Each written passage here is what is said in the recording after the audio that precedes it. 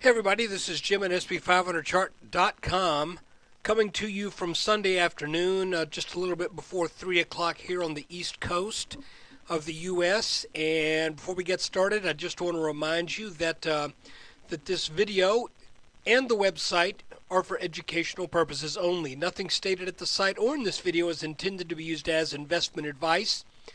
Look, I can draw lines on charts, but you and only you can draw your own conclusions from your own research and make investment decisions that are suitable for your personal financial situation. You have to trade according to what you can tolerate in the way of risk, and I don't know what that is, so I have no business telling you what to do.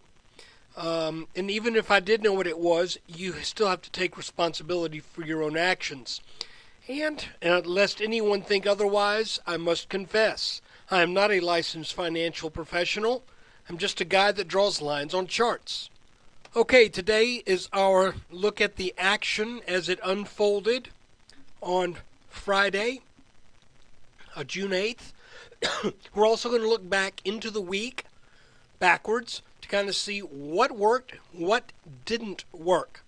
So first thing is, let's talk about the action on Friday.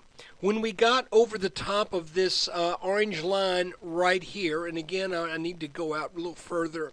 This orange line goes back to this peak back here in very early May, and then it's also drawn down across the highest point after we broke out of this downward red channel and started to go sideways. So you could see it's this point and this point. And my feeling was that's a fairly, that was the high that was in place before we started the downtrend, before we broke underneath this support line right here. And second of all, and by the way, this was also the Head and Shoulders neckline. Also, this orange line takes into account these two little peaks that the market achieved before then starting to sell off again out of this bear flag. Now, a lot of people say that bear flags fly at half-mast. You know, I never was really necessarily expecting this one to do so. And I'll tell you the reason why. Because if that had been the case, then we would have violated the tendency for resistance once broken to work as support. Okay?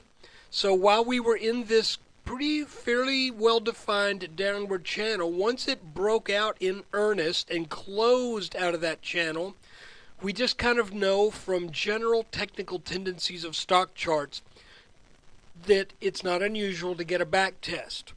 And we talked about on Thursday where that back test ended up. It ended up right on the top of this red line, and it also ended up on the extended neckline of an inverted Head and Shoulders pattern that was what kicked us. I think you can see this on a one-day chart. There's this little inverted Head and Shoulders right here at the end of the year through November and December, and that is what kicked us up into this last rally. Going back to the 30-minute chart, we had a little move above this orange line that took place on Wednesday, but it was late in the trading day, and I've just personally grown accustomed to not put a tremendous amount of faith in these little quirky moves that are maybe 4 or 5 points above or below resistance or support. I just don't put a lot of faith in those because sometimes it's just, day traders covering at the end of the day or day traders buying at the end of the day. And sometimes these moves are not trustworthy. But in this case, on Thursday, the move continued and started to go sideways and then down. I made mention of the fact that on Thursday that I would expect more weakness, possibly, and I was actually looking for a back test on this orange line. We did not get a full real good back test, but the market did rally once it reached this low and started to head back up. So what worked during the week? Well, let's go to a 5-minute chart. The first thing that did honestly catch me by surprise was I thought we might get a little bit more up into that bear flag after this little false breakdown before breaking it down in earnest. But I always thought that this was a bear flag and that it probably would break down, and that indeed is what happened. Once we broke down, we pretty quickly during the week, on Friday actually, was when this big move took place. But we pretty quickly discovered this little descending channel. And on Monday, going into Monday, I said look for the sign. The first sign that the selling is over would be a breakout out of this little descending channel, getting over this orange line. We did that, then started to sell back, then rallied again, going into trading on the 5th. We saw this potential little head and shoulders bottom develop here, little inverted head and shoulders pattern that broke out on the 5th, pulled back by about midday, then started to head back up. On the 6th, we got a gap, and that gap I was expecting, frankly, to turn back down at just over 1,300. I was expecting this top line of that channel to last a little longer and turn things back. That did not happen. Instead, we came up, and then we sold back. And again, this is that extended line that we were talking about. From the, go to a 30-minute chart, from that early May top to the highs late in May, and you can see how that line got met and turned right back down, got met again, couldn't make it. Then we had the little breakout. So in other words, everything this week pretty much worked out as one would expect. Going forward, what are we looking for? Well,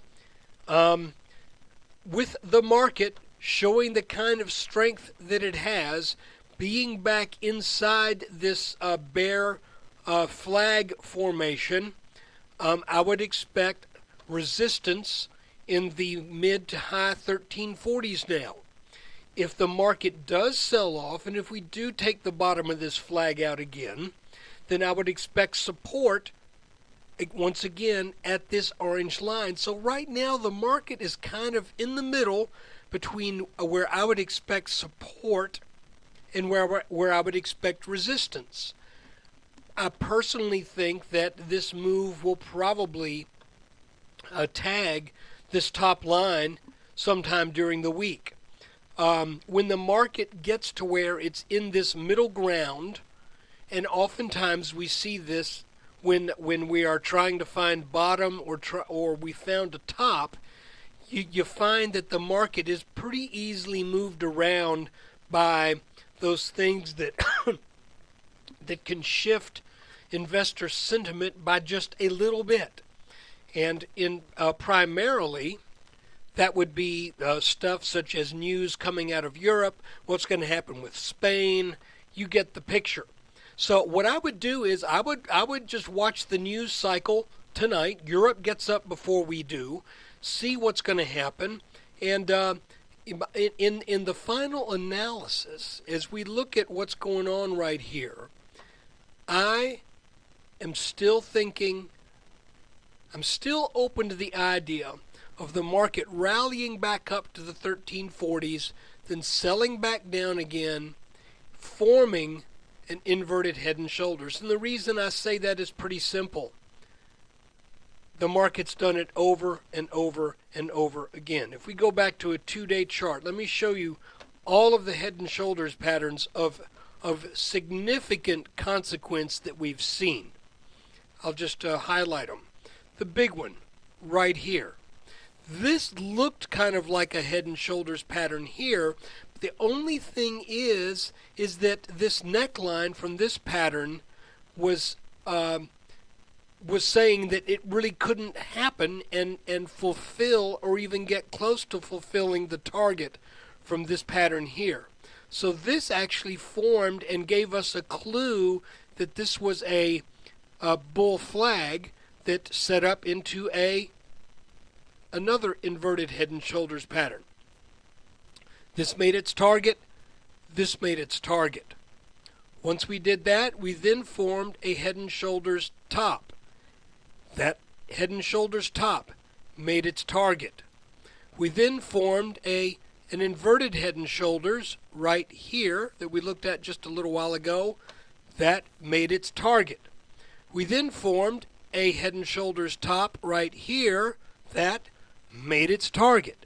So we've gone head and shoulders bottom, inverted head and shoulders bottom, a try at a head and shoulders top, but was caught by the neckline, turned into a head and shoulders, inverted head and shoulders bottom, head and shoulders top, kind of an ugly mess for a while that morphed into an inverted head and shoulders bottom, that then rallied up to head and shoulders top. So it just kind of seems to, why think that it's not going to happen until we are proven that it doesn't, because that's what we've been seeing in the charts. And so far the setup for that is looking fairly strong.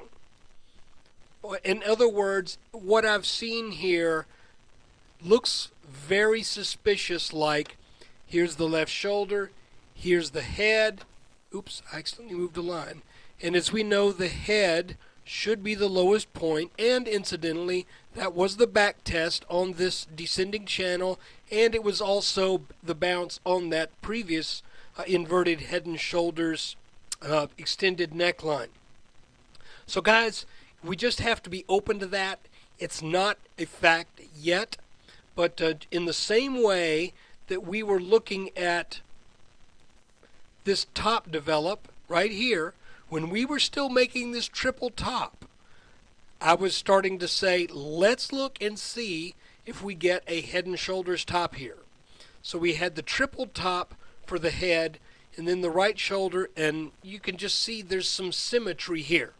So going into this week, let's see if what would happen to make this come to pass comes to pass. And that would be a likely move up into the 1340s, low 1350s to come back up to what this line should be a neckline, and then selling back down to the 1320s, maybe a couple dips down, then finally taking this line out at some point, probably around the 1355, 1358 area, at which point, if that is what the pattern turns into, we would be looking at an eventual move to probably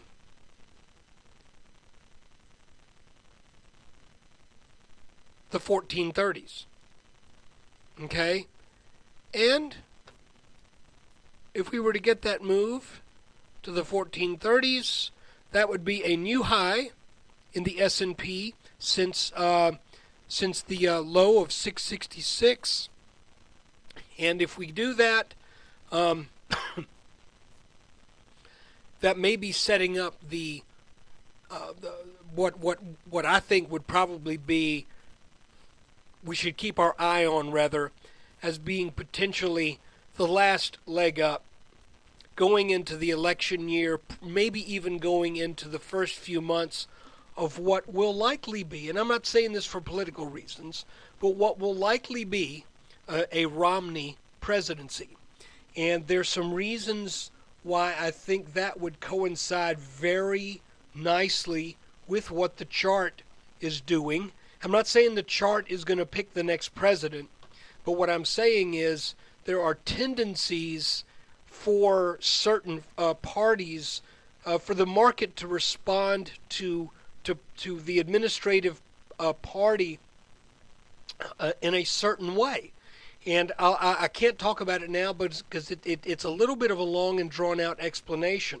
But suffice it to say that typically under Republican administrations, the markets don't do as well as under Democrat administrations.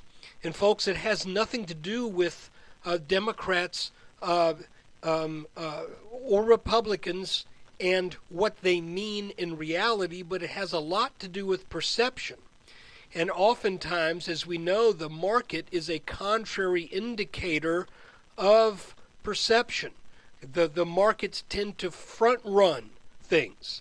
So I'll talk more about that later.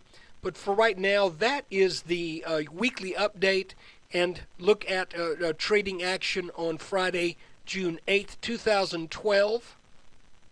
I want to thank you for watching the video. I want to especially thank you if you are a subscriber. You know, folks, just keep on subscribing. And so many of you have been with me since day one. I want to thank you for your support. And I honestly want to say I hope you get something out of this. My goal is not to get your $19.95 per month. My goal is to provide something that you feel is of value to you. And if you do feel that, drop me a line. If you don't feel that, shoot me an email. I'm interested in what this means to you. Because the last thing I want to do, by the way, I struggled for a long time over the idea of doing a subscription thing. And one of the reasons why I made it so affordable is I didn't want anybody to throw I didn't want anybody to throw serious money after something that might not work out for them. I'm a believer in technical analysis, but you have to learn how to apply it to your own situation. So take what you learn here, consider it for yourself, and realize you trade at your own risk. But still, if good or bad, let me hear from you. Thanks.